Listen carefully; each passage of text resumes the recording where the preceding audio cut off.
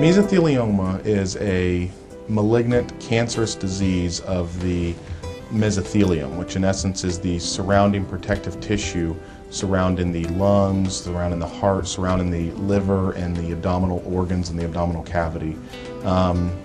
It is a rare disease. It only happens in about 4,000 new cases a year, and it's a unique cancer in that there's a causative agent, which is asbestos and asbestos particles, as well as other dust and other fibers, but predominantly asbestos.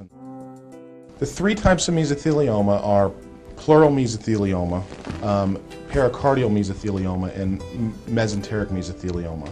And that basically it's this similar disease process. It's just a matter of the location where it's at, whether it involves the pleura, the pericardium, or the intra-abdominal structures.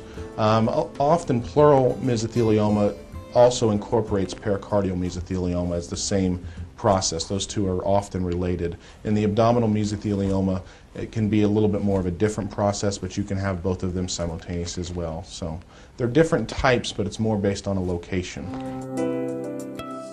Pleural means that the tumor arises in the pleura, which is the tissue that protects and surrounds the lungs. The pericardium is the tissue that surrounds the heart and acts as a protective barrier for the heart. Right. And the peritoneal is the protective tissue in the abdomen. It surrounds the liver and your bowel and the other organs in your abdomen. The majority of mesotheliomas are pleural mesotheliomas.